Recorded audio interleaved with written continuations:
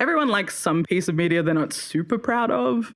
Whether you secretly go hard for TikTok dancers, you can't stop thinking about that weird aged up Mandy Moore in This Is Us, or you can't be trusted with the aux cord at parties because you really, really love bossa nova covers of heavy metal tunes.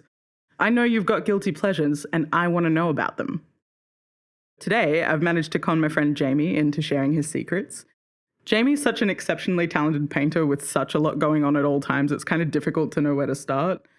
A very brief highlight reel includes winning the Packing Room Prize in 2018, a series of successful solo shows, most recently Soft Machine at Jericho Contemporary in 2019, and my favourite weird tidbit, a GQ Man of the Year award win for Breakthrough Artist. At the time of recording, he's a finalist in the Waverley Art Prize. Back when Pop Culture Boner was a blog, Jamie was its first ever fan, as in literally the first person ever to subscribe via email. He's also one of my favorite people in the whole world to hang out with. So is Pop Culture Boner going highbrow for an episode? Are we going to talk about modern portraiture? Absolutely not. I'm Alex. I'm Jamie. This is Pop Culture Boner, the podcast edition, and today we're thinking about Gordon Ramsay.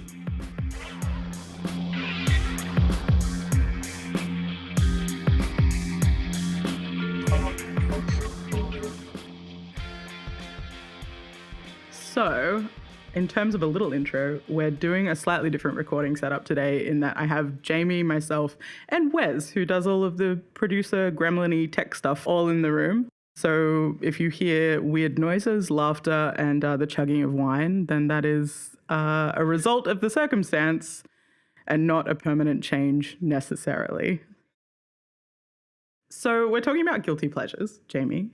And when I said to you that I wanted to record an episode about guilty pleasures, you immediately, almost without missing a beat, said Gordon Ramsay. It's true, I did. And also, can I just start by saying this is huge because I love Pop Culture Boner. Reading it back when it first started, I used to hound you for more blog posts. So this is a real moment for me to be here. This is good, but I feel like a little bit awkward because I love you so much and I spend so much time with you. So I am a little bit like, hello, this is an interrogation. So Kitchen Nightmares specifically with Gordon Ramsay was what we talked about. Well, specifically the UK version is what I like. I feel like the American version is a little too ramped up and a little too dramatic reality show Americanized. And I don't really like the authoritarian way that the British are perceived in American media. So I feel like the UK version for some reason strikes me as a little more real, and that I guess would be my specialty, but Gordon Ramsay in general is definitely my guilty pleasure. How would you describe Kitchen Nightmares overall?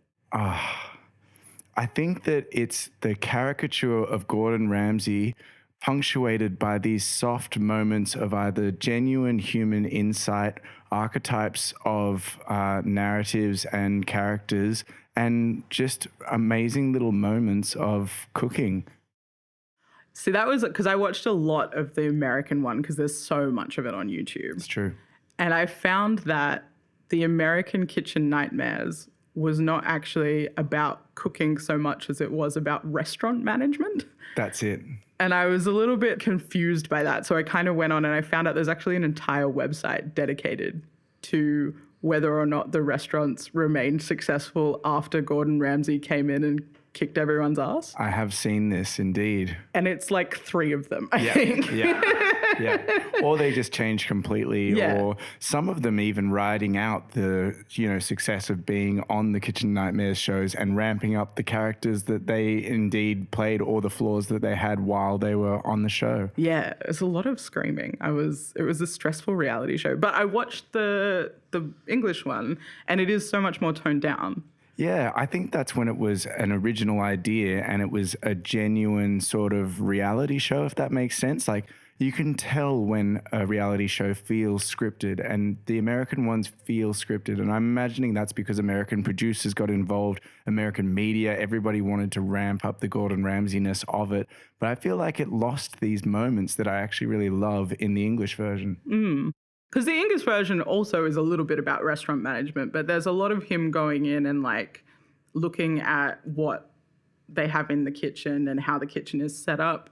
And I found in a few episodes particularly, it's very working class. And so it was these guys that had like big wins in the boxing pools, or like guys who were betting on the dogs and they got a bunch of money and then they were like, I'm going to buy a fish and chip shop, and then just stuffed it up. 100%. And I think in that English working class narrative, owning a restaurant is not about fame and fortune. It's about having a sustainable business that you can rely on. And it is working class. I really like that about it.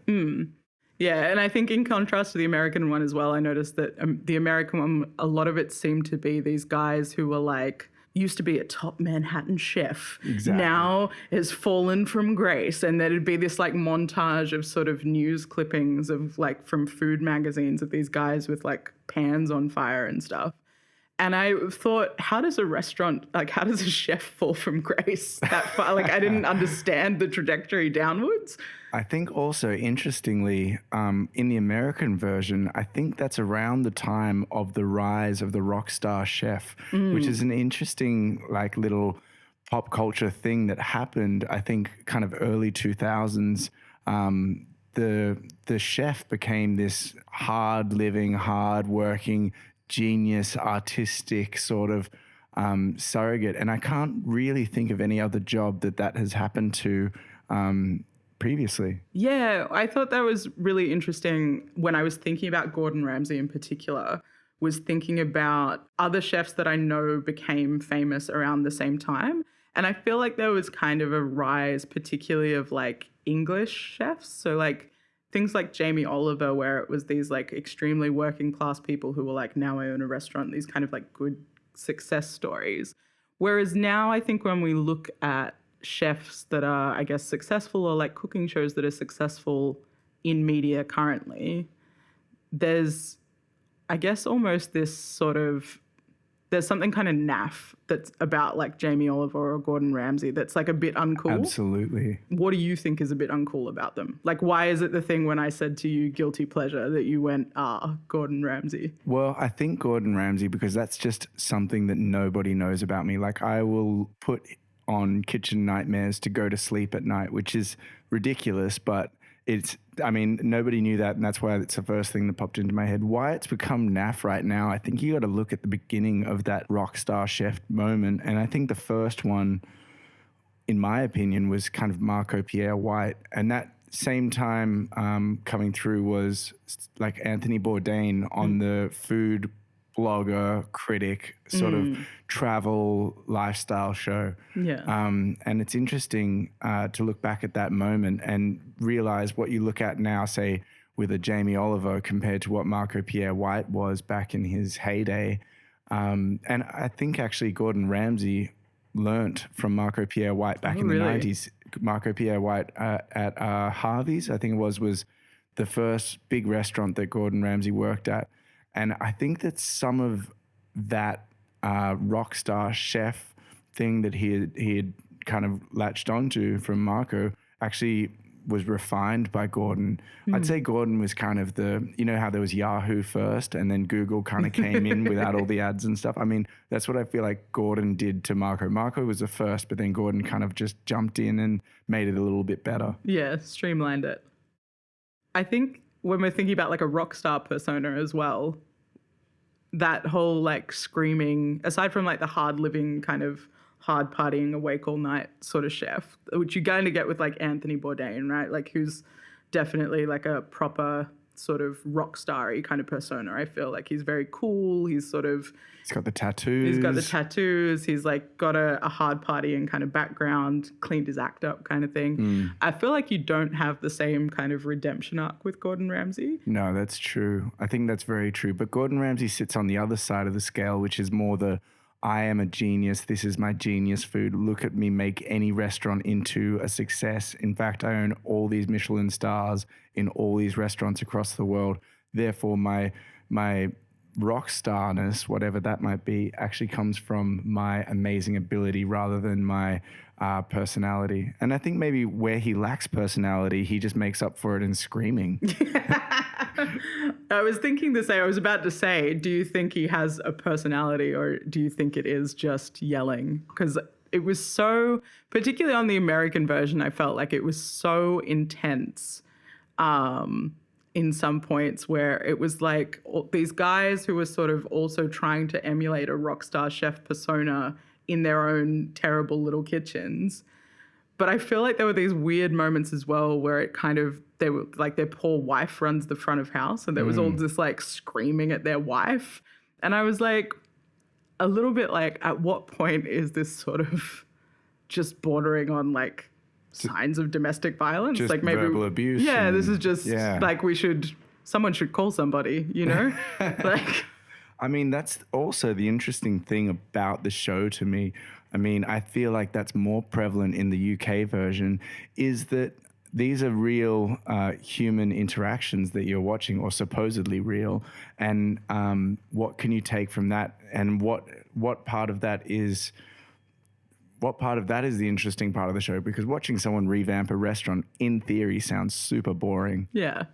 And yet we all watch home renovation shows in this country. So absolutely. There apparently is something interesting about that kind of makeover. But that's, I mean, you have had your finger in a restaurant-y type pie. I think that might be where it came from, is like, so having done the design and like had a part in 4 restaurants in Sydney, which was totally unplanned. I just did it because my friends needed some help, and it turned into this kind of empire of 4 restaurants, whatever. It's an empire. But that, I think also cooking has always interested me. I always worked in hospitality when I was younger. I constantly wanted to have an art career, but never had the sales to do it. So when it finally happened to then have a part in a restaurant where I still had to do restaurant-y sort of things, like help out the boys whenever they needed, you know, prep or whatever, and still getting to talk to all the chefs, it's always been an important part of my life. And I think that's where some of that interest comes from. But mostly I think it came from my love of just cooking, and I've always loved cooking. I think that was inherent in me, having a lot of dinner parties because I couldn't go out, and it's cheaper to buy wine and bring your friends to your house, even if you have to cook them a cheap meal. And I think there's something about cooking that is similar to painting, which is what I do for a living, where you get to create this work of art in a way, this creative thing, this creative act. I find it really relaxing. But instead of art, I don't have to cock my head to the side and wonder if it's good. I get to taste it and decide immediately if it's good or bad. And I like that process. And I try to remember and improve on things just the same way that I do from painting. So that's where it really like came from for me, that interest.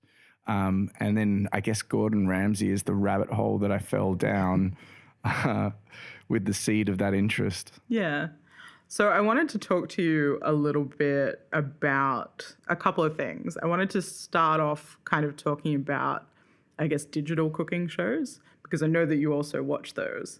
And so I was kind of thinking about things that are kind of having a bit of a moment. Like we've got like Binging with Babish, which is great.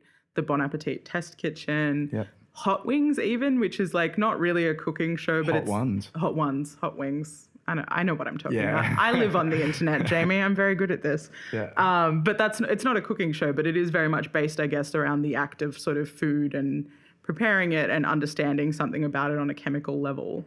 So where do you reckon the branch off point is from this kind of rock star chef singular persona to these kind of like, I guess, charming internet personalities? Like, what's the relationship between that content? I think it's really interesting that a lot of it is, I mean, for say something like Gordon Ramsay, it starts with this high class idea of what food should be, what a restaurant should be. You're doing it wrong. I think that when you've got something like Bon Appetit or even part of that whole group that you're talking about, Hot Ones and everything, that's part of a YouTube channel called First We Feast. And that, my like introduction to that was not Hot Ones, which is probably their most popular show. It was actually a show called The Burger Show, run by Alvin Kaelan, who had a food truck in LA called Egg Slut. When I was in LA, I learned about Egg Slut, which was around then, and I really wanted to go and taste the food. I think I actually saw him. I didn't even get to make it. They had run out by the time I got to the food truck. They had run out of produce, but he was in there cooking, and that idea of instead of it being this rock star, this is how you make, Michelin star food. I think the translation is how can you do that stuff at home, or how can you take simple ingredients and make it at home, which is what I do. I mean, I'm not going to open a Michelin star restaurant. I don't have, sous vide machines and things in my kitchen. We have talked about you buying a sous vide machine before. I've talked about it. I've really thought about it. They're really, inexpensive now. But I think that the translation to the YouTube thing is actually just people cooking at home, so rather than doing it for the reality TV thing, a lot of those other shows just tell you simply like, this is how you can make great wings, or this is how you can make a great burger, or this is a recipe that you can do for a dinner party. And that's where that transition came from. And I like the lack of pretense in those YouTube producers, but at the same time, I don't think you could make a whole show out of that. I don't think that you could make a 40-minute episode like you can with Kitchen Nightmares or something like that. The one show that I really don't watch, which is Ramsay related, I mean, I've watched a lot. I even watched his, foray in documentary making where he followed the road of where cocaine came from, because cocaine was so prevalent in the cooking industry. I've even watched that documentary series, but the one show that I don't watch is Hell's Kitchen. I really hate Hell's Kitchen, the way that he treats the staff. That is borderline abuse to me. Yeah. I was interesting because I was thinking about Hell's Kitchen and the way that it kind of compared to something like Kitchen Nightmares.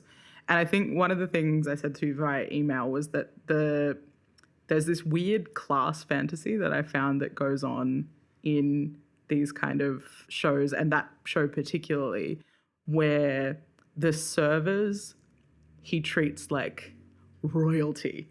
You've been a server before. Yep. It's a shitty job. It's thankless. It's very unlikely that superstar chef is going to be in a nice mood enough to call you darling and like tell you that you're doing a great job throughout, right? Yep. And so there's this weird fantasy that I found it played into where it was like all of these people got to kind of air their grievances with how the restaurant was run. Yeah. And I thought that was such an interesting setup for the show, where it was this kind of like, I don't know, like a fantasy for... I love that you pointed this out, because this is something that I had noticed before in the show. And I think that it's something that is really necessary to his whole shtick, because you're right, it's a working class job, but also more importantly, the audience is working class. I mean, who consumes this reality TV? Who sits down every night to watch Gordon Ramsay's Kitchen Nightmares? Yeah. It's the working class, especially with the UK version. So for him to turn around and treat those servers so kindly, it makes everybody watching that think, oh, he's down to earth. He knows what's going on. He's the everyman. He's got love for the everyman. If he was mean to those servers, nobody would like him. No. It wouldn't make sense. And everybody has, as you mentioned before, has had that experience of wanting to tell their boss how they're doing something inefficiently or stupidly. And the fact that he gets to do that and has that connection with those servers, I feel like plays into that fantasy that we all have, or many of us have who are in those working positions, to say to your boss like, hey, this guy's now going to tell you all of my thoughts that I've been thinking for years. I thought that was such an interesting like trigger point for so much of the show, because so many cooking shows, like, I watch the BA Test Kitchen and there's none of that kind of fantasy. It's very food focused. And the fact that this had to like latch on to, I guess, the restaurant management perspective kind of to run as a show, to have that weird class consciousness while making it is such an interesting, I guess, an interesting point of editing for it, particularly for the US version, I feel. I think also, where servers are kind of... It's terrible. I mean, they run on the tip system over there. But I think that is that is a really important aspect of the show. And I couldn't think of one episode where he dislikes a server, or maybe he might dislike one server, perhaps, who's a bit, but that server is always pretentious. Yeah, or in like a management role. Exactly. Exactly. And that's where the pop culture part becomes relevant, I think, in Gordon Ramsay and these shows, is because you're looking at it and it's reflecting what you've felt in your own life. And that's why this little thing becomes a metaphor for how you felt before. That's why it becomes relatable. That's why you consume the content. And all of a sudden, before you know it, you've watched every single Gordon Ramsay episode in bed before 9 o'clock.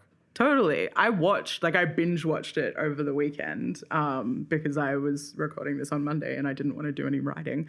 But I was watching it and I found myself really falling into this thing, particularly because when he does arc up and when he does yell, I often found that was happening with men as well, where it was the men who were kind of yelling back at him, and so he would yell louder. And there was this weird kind of like, I felt like it was fine in my head. Like I was like, oh yeah, because I hate reality TV and I hate conflict on reality TV. It's why I don't watch like, Kardashians or whatever else is on at the moment. I'm not good at keeping up with it. I'm not good at keeping up with a little joke there. Puns. But like, I don't know. I don't like conflict in reality TV, but I found this was kind of like a soothing conflict where it was like I wonder about that as well. Is it that Gordon Ramsay, do you think that he arcs up more at the male owners of restaurants?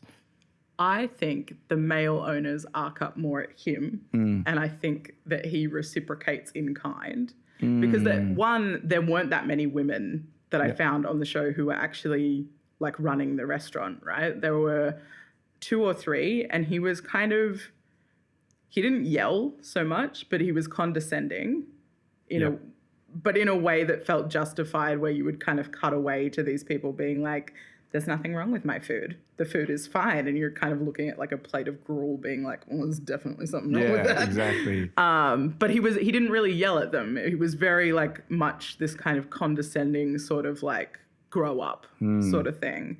Whereas I found like he would criticize the male chefs and then they would yell back at him about like to get out of my kitchen or whatever, and he would yell back, and it would become this like posturing battle of egos. Perhaps. Huge battle of egos. But Gordon's always going to win that battle. He's got 5 Michelin star restaurants. Exactly. He's allowed to have this enormous ego, so you feel justified watching that. Yeah. One of my favorite counterpoints to that idea, and that is so prevalent throughout the whole series, is this episode called Mama Cherry's Soul Food Kitchen on Kitchen Nightmares. I don't know if you saw that. It's a soul food kitchen. I think it's in Brighton. And it's basically, I love this episode because every episode is, he comes into the restaurant, the place looks terrible, needs new paint, needs new interior, which he's going to fix up with a few, okay, we're going to take it from that ugly blue and make it white. And then we're going to put some real flowers on the table. And when was the last time this is dusted? They clean up the area, and then he goes into the kitchen. All the food is terrible, or it's overly complicated when it doesn't need to be. And he gets to sit there and go, no, look, it's easy. You just do this. Yeah. That's the usual formula for the episodes. But there's this episode called with Mama Cherry's Soul Food where he goes in and she cooks him a meal. And the restaurant is actually kind of charming. There's just soul food kind of memorabilia on the walls, blues musicians painted on the walls. She's this really, really sort of bombastic, I think she's either American or Jamaican or some combo of the two, English, sort of home chef who's taken in adopted children for years. And you're sitting there thinking, oh no, she's going to serve something to him and he's going to break the heart of this beautiful, lovely old lady. And he tastes the food and he goes, it's absolutely delicious.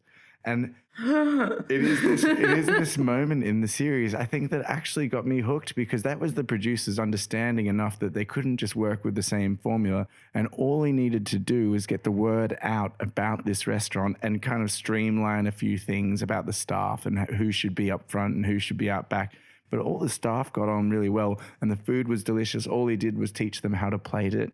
And that was, I think, the episode that kind of got me hooked, because it made me think these producers actually know what they're talking about. They're not going to just bang out the same thing again and again. Yeah. That's what I feel like the American version was. But if there is an episode to watch, it's the Mama Cherry's Soul Food kitchen. I missed that one. I did watch the one that you told me to watch though, which was the Welsh hook and fish, or the fish and hook, or I don't know. Where there's a boxer and his wife, and the boxer has...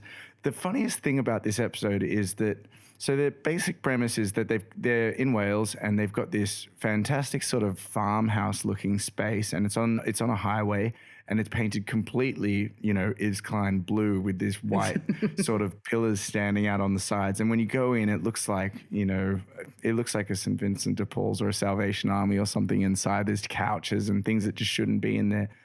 And the whole menu is basically just home cooking, like from a cookbook, like Jamie Oliver's cookbook or whatever.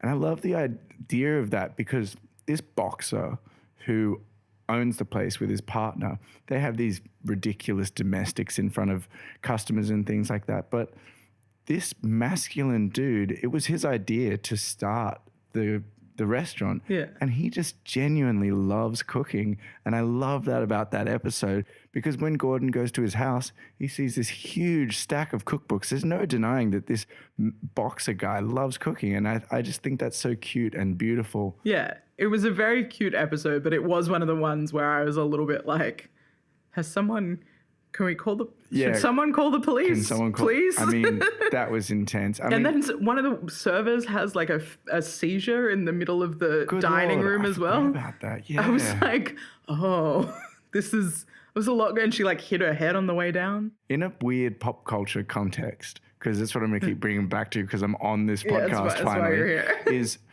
I wonder what...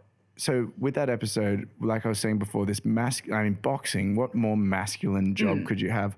What is it about cooking at that level? Say the Gordon Ramsay level. Nobody looks at Gordon Ramsay and thinks, oh, you're a wimp because you're in the kitchen. And the kitchen in a domestic sense has always been a female space. Classically. But what is it about professional chefs that have this masculine sort of ego and this spike? And I think that's a really interesting point that comes up in that episode, this guy being a boxer. Yeah, no, I thought that was really interesting. And then that's actually what led me to that article that I sent you. It's called Who Gets to Host Food Travel Shows? Love this article. It's really interesting. It talks about Padma Lakshmi and her new show, which is called Taste the Nation. And it's specifically about... I guess the difficulty that she had in launching that show, and then the difficulty that they will probably have also in continuing it, I think, was one of the main takeaways that I have. And it had a lot to do with how consciously she decentered herself from the show. So it talks about the fact that she is often not on camera. She allows the people that she talks to kind of speak their own kind of truth, I guess, about the food that they make and how they farm it, make it, bring it to the table. It also brought up salt, fat, acid, heat, and the fact that hasn't gotten a second season, which I didn't know, because it was so successful that it's become basically a punchline for everyone that I've ever talked to about cooking. And she also spoke about how she really consciously decentered herself from talking about that, from being on camera during those, I guess, kind of shows. And then I started thinking about the rock star chef and the fact that it is such a masculine thing. And then the way that we repackage those from a feminine perspective is often these women of color really consciously decentering themselves from that narrative. And I tried to think of a female rock star chef, and I couldn't come up with one. And I wondered what it was about that shift, or what you thought it was about that shift between, I guess, rock star chef and person who is passionate about food generally and where it comes from, and how this is an inarticulate question, I guess what the difference between those two are and why there's such a gender divide there. I think that it's changing, but I can only say that from experience of my own real life. I have a friend, Michelle, who started Bistro Rex in Sydney and sold it. She's a head chef, but she worked through Rockpool and all these other restaurants, and she is a true rock star chef, and she's in her 30s. And I think that that's changing, but in saying that, I think that's changing on the level of the industry right now, and it hasn't yet translated into pop culture. Because you're right, I couldn't think of, I'm sure there are. I mean, I'm just not well versed enough in the chef world to understand who would be, you know, sort of, I'm talking, you know, TV personality, sort of rock star chef. And I'm sure there is one somewhere, but I think that's a really interesting point that was brought up in that article about letting these communities speak for themselves about their cooking, because a lot of these foods, I think mentioned in that article, was the kind of show that has existed for years with how crazy is it that these people in this community in this country eat this, for example, insects or whatever. And that has been something prevalent in cooking shows for the last 20 years. And I think that I have to say, I should just say, I do still have a big soft spot for Anthony Bourdain. I know. Don't we all? He has, you know, he is the epitome of the white guy traveling through those communities. But all you got to do is read that quote about Kissinger and just be like, Anthony got it. Yeah, you know? he got it. I mean, he I think, is the original and still the best. And I think that is even mentioned in the article.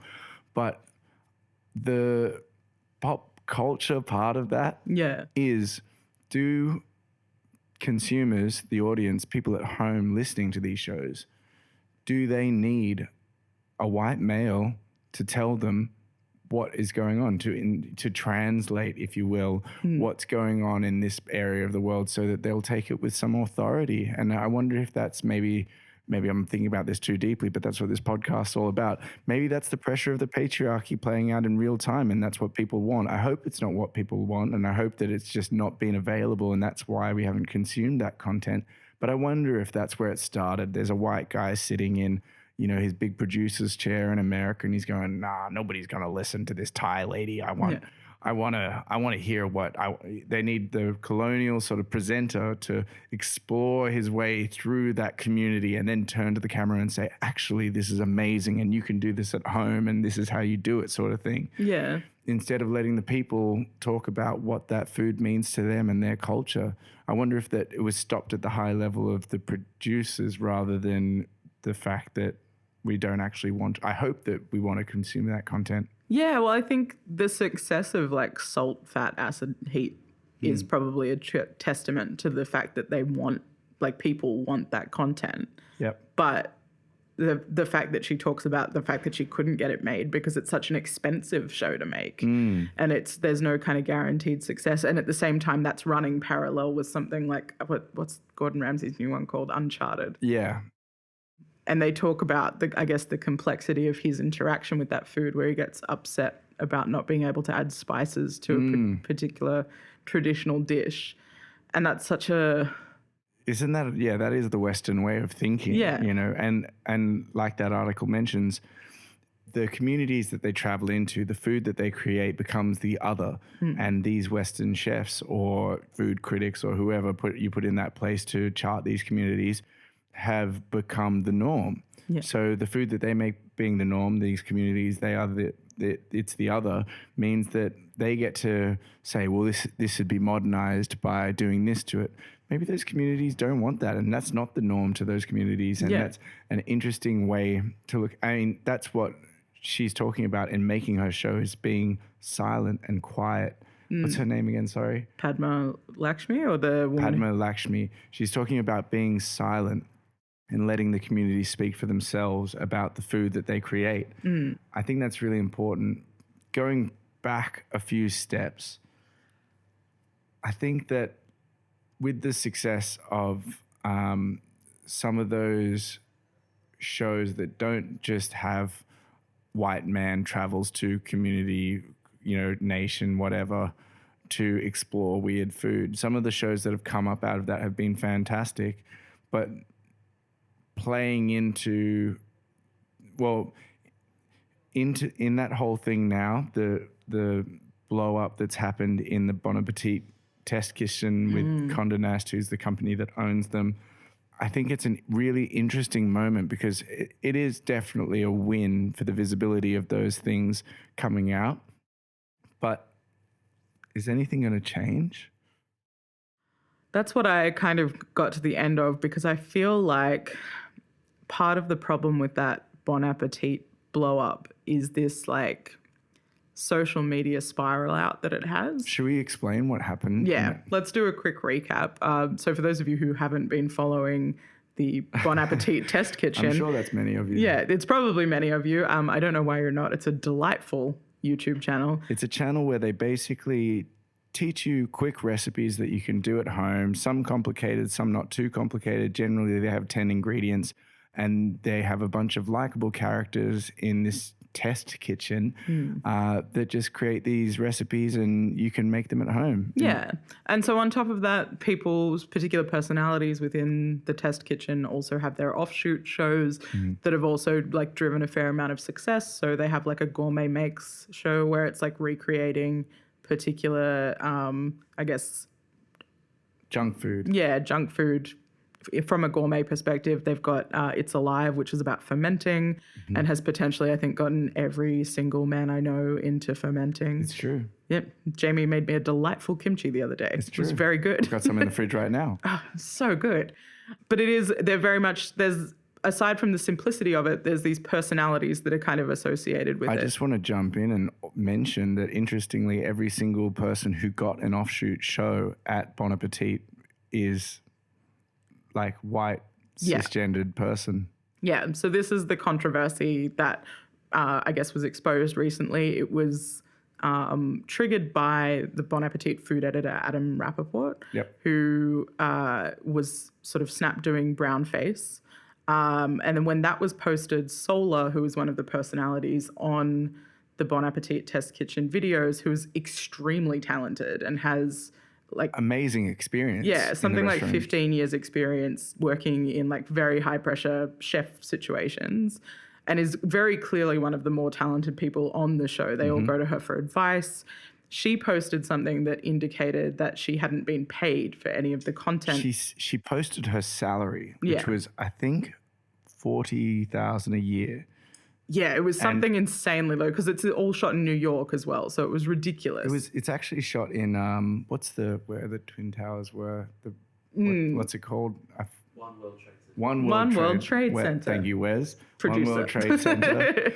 It's shot on a floor in the One World Trade Center, and you're right. Everyone goes to Sola for help, and she has her own videos up of little recipes that she's made. She revealed that she had this super low salary despite having 15 years in these amazing restaurants in New York, really hard industry to get into, especially at the level she was at. She was given basically one of the lowest salaries that you can get coming into that group, but was pushed in front of the camera, made to do these recipe videos, and she didn't get paid for any of those videos, and posted this all on her Instagram stories. All on her Instagram stories, which was then, I thought, pretty amazingly followed up by everyone else who is a Bon Appetit Test Kitchen personality, effectively forming a tiny union and refusing to make content until she was paid fairly. And then it was revealed immediately after that as a, I guess, indication of the fact that structural problems are often really difficult to overcome, that as soon as all of that content went live and they started having issues with their other content creators refusing to work, that they offered her a very quick $20,000 one-off payment for a video that she had done. And that it wasn't designed to be like an ongoing contract. It was supposed to be like a raise on top of her current salary. It's a keep you quiet. Yeah, it's a shut up money. Yeah. So that was the Bon Appetit Test Kitchen, I guess, fiasco.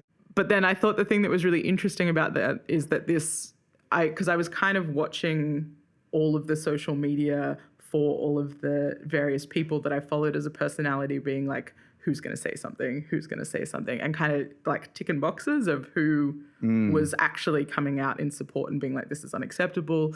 I just wanted to interject and say that a great place to watch all of that from the sidelines has been Reddit, because Reddit has taken the amalgamation of everyone's social media posts and put in the one place, which is the Bon Appetit Test Kitchen subreddit. And I love looking at that, because not only do you get to see what the content creators are reacting with, but you also get to see other people on the internet's reactions to that. Yeah. There's something very meta about watching fans' reactions, but they're not in a YouTube comment section where you have to scroll all the way down to the bottom or whatever.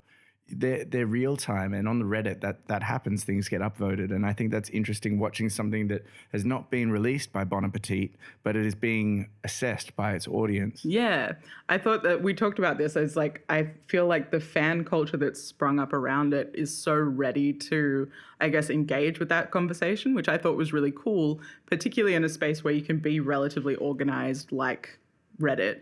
Whereas I was looking at it on Twitter, which, as we all know, is a chaos hellsphere that no one should ever interact with. It's hard. It sucks. It just sucks as a platform. It's just designed for people to scream at each other. And what I was seeing there was this like extremely, I guess, negative fault finding of like how people reacted to it. Like, oh, this apology or this show of support didn't include enough of X, Y, or Z. It's not woke enough. Yeah, it's not woke enough. It's not hitting all of the things that I expect from an apology. And it's like the thing that I thought was, I guess, kind of disappointing and sort of interesting about it was like seeing people who probably haven't had to assess their privilege in a kitchen space before. Like they probably haven't ever had to think about it. Yep. And seeing them in real time understand what was going on and post their very immediate responses to it, I thought was quite genuine. And then the way that it was assessed by an audience in admittedly an already fairly antagonistic sphere, I thought was so disappointing. And so when I was kind of talking to you about the fact that the Reddit community had kind of reacted fairly differently and were kind of responding by like taking particular recipes from different aspects of BA test kitchen videos and kind of evaluating them and talking about them and building on them, I thought was actually kind of a more positive. I totally agree with you. I mean, I think also it's interesting that a cooking show, a YouTube channel about cooking, has become this metaphor and this vehicle talking about a movement that's happening in the broader community. And that's kind of what pop culture is. But this one is more interesting because it was almost unintentional. Completely. And this show, the Bon Appetit Test Kitchen show on YouTube, is the least offensive, most consumable, most sort of middle of the road, no reality drama going on, just the recipes and ingredients, yet now has been involved itself in this whole movement. I think that's really interesting, taking something that's meant to be middle of the road and forcing it to talk about issues that it doesn't want to talk about. It wasn't made to talk about. No.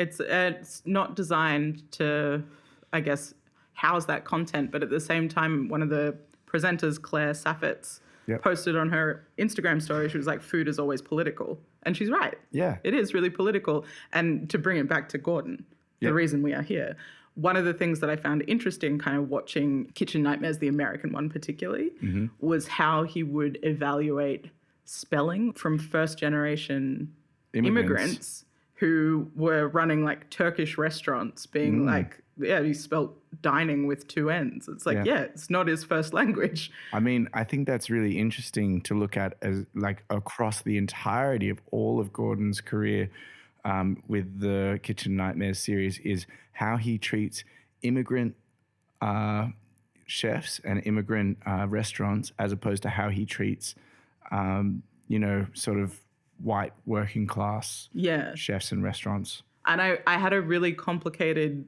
I guess, reaction to it where I was kind of like, I understand the presentation aspect of it. Like I get that that's where he's coming from because you're coming from like, I guess, a high end kind of thing. If I walked into a Michelin star restaurant and they'd spelt dining with two N's, I'd probably be a bit like, is this worth my money? Yeah. But if I'm going into a Turkish restaurant and they've spelled dining with two N's, I know the food's probably going to be pretty good. I 100% agree with you. 100% agree with you. And I think that's the charm that comes from it. I mean, Gordon, that comes back to this larger metaphor of what is the standard, and Gordon coming in and saying you spelled dining wrong, and you saying that, listen, that makes me believe in this restaurant more. But him saying, well, no, that's why your restaurant is failing is interesting, I think, in a kind of broader context. It's interesting where he has such, I guess, a gentle interaction with class on one hand, but a really antagonistic kind of reaction with race on another.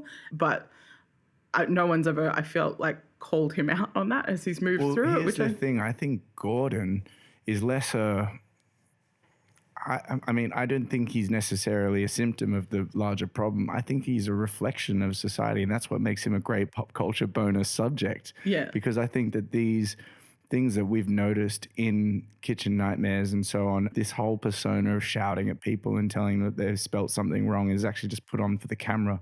But I think that he acts as more of a reflector to society and how we feel about it. And I would say that most of the time when he points that out on the menu, someone sitting in their home goes, oh, even I would get that right. Yeah. No, I think there's definitely an aspect of, I guess, reflection in the way that it's cut together and the way that it's, I guess, reflects the audience that it's kind of catering for. But I guess the question is, why can't it reflect better? Why can't it reflect a change? I mean, I hope that it will, and I hope that it does. And I imagine content in the future might reflect more of that as we get more people of color and, just different perspectives that are hosting these shows. I think that it will reflect that more, and we get people on board with watching more of that and consuming more of that content. I think that it will. I'm still interested in the question of why Gordon, of all people, gripped me to the point where I would watch it every night to go to sleep. Yeah. Something about your personality, Jamie. I know. What is it about? I know it's trash as well. I know it's trash. Why is it that we all have these guilty pleasures that we need to consume that comfort us? And I know that a lot of the content is problematic. We've just talked about some of it, yet I'll still put it on when I'm going to sleep to fall asleep to Gordon screaming at someone that they've spelt something wrong. The dulcet tones of Gordon Ramsay screaming you to sleep. That's a new ASMR channel. Oh, it's God. ASMR at maximum volume. I'm waiting for the Gordon Ramsay dubstep remix. Do people do dubstep remix still? Is that still... Are we just old? I think we might be old. Oh my God. We're old. We're so old.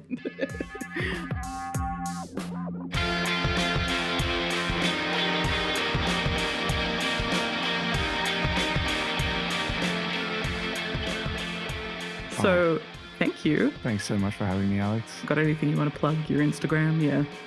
Got a show coming up? Anything? You can follow me on Jamie Preisz, Preisz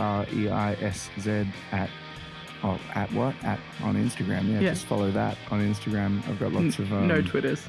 I've got some shows coming up. I don't know. I just sit there and do paintings, and there's a few tutorials and stuff on how to stretch your own canvas if you're interested in that.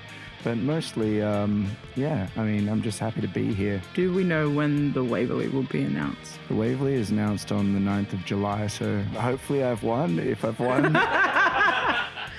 that's awesome. But I think the People's Choice will be up for a month, so get on there and vote for that. Yeah, vote for the People's Choice. Vote for Jamie. He's a good egg. We like him. Thanks, Jamie. Thank you so much for having me. This is a dream come true.